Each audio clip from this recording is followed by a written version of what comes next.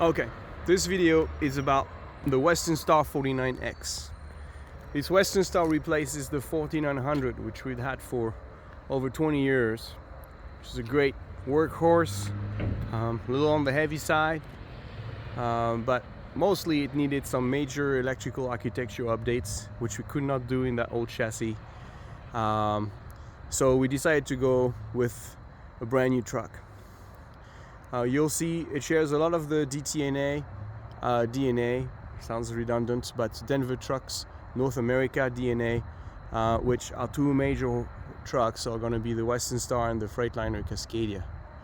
The Cascadia's almost about half of the trucks on the road. It's a proven, it's a very successful truck. People love it. This truck shares a lot of that. But it also has the Western Star DNA of ruggedness. They were built for oil field, log-in, construction. So those trucks stay together beautifully. What we're going to see first is the front part of the hood. Everything you see here that's shiny, there's no plastic. This is all chrome. Right? So you got the shroud for your bezel, your Western Star, your grille. All this is metal. It's not going to fade, it's not going to peel off. This is a composite hood, makes it a little lighter. It's a floating hood as well. When we open the hood, I'll show you the mechanism. We have heated headlights, standard. They will just, the heater will come on as soon as it's freezing. Also, it can sense condensation, and it'll come on also to reduce condensation. We have our side of hood air intakes. This is going to be our Western Star signature that light up at dark. We'll have passive air cleaners, which is going to extend the life of your air filter. On that Detroit DD13 engine, 500 horsepower, 1850 torque. Oil change intervals are pretty impressive. Typically, we recommend 45,000 miles for fuel efficiencies around between 5 and 6 miles per gallon. You can go a little bit over that if you beat 6 miles per gallon. We always spec them with the Davco or Detroit Raycor optional fuel water separator. This is going to allow you to change the one on the engine only when you do your oil changes, and then you can clean and change this one as necessary, depending what kind of fuel you get. This specific unit was spec'd with a set forward fuel tank. Our subsequent units will have a set back fuel tank with the battery box under the door steps, more of a classic look. We tried something different with this one, and we'll probably revert to the regular one. Over here on the cab we have extra large windows. This is your typical cab. It's shared with the Freightliner. The beauty of this cab, it's entirely aluminum cab. We use hand rub rivets, which is those rivets over here. This is the same rivets used on airplane hulls and wings. It will pierce the first layer of aluminum and then wrap the second layer around it. So there's no chance for water to go through, and it becomes extremely strong structurally. So that cab's going nowhere. We've been running this cab for probably 15 years now, and it's extremely solid. We love it. The large windows, that's definitely a Western Star thing.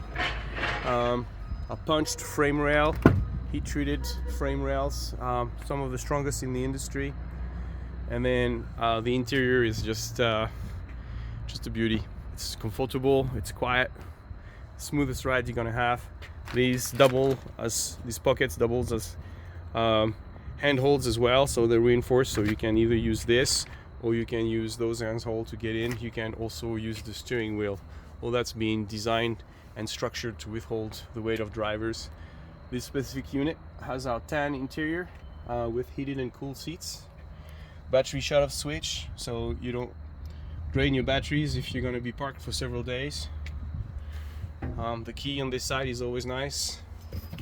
And then here we have our vocational interior. So this interior will come with two options. You can either get the classic gauges or you can get the digital gauges. This one has the classic gauge. Nothing wrong with it. Really like it. It's solid. It's resistant. I think over time you won't, have issues of scratches or anything like that on beautiful digital screens. So should last longer. Through door we have all our controls over here, all our switches. So our overlift over here, our air dump over here, fifth wheel slide. Yeah, this one has a fifth wheel slide. We can go just about 90 degrees turn without contacting the vehicle or the head rack. And then here you have your optional switches. Right now we have them labeled this way. We're probably gonna have the factory laser hedge switches with the same information. So strobe, load, EPTO, load lights, and overlift. So on the outlet now you got USB 3s everywhere. And then we have our optional CB mount on the dash, since those trucks have the Fontaine roof cut. So they did a pretty nice job on this. It's looking really nice.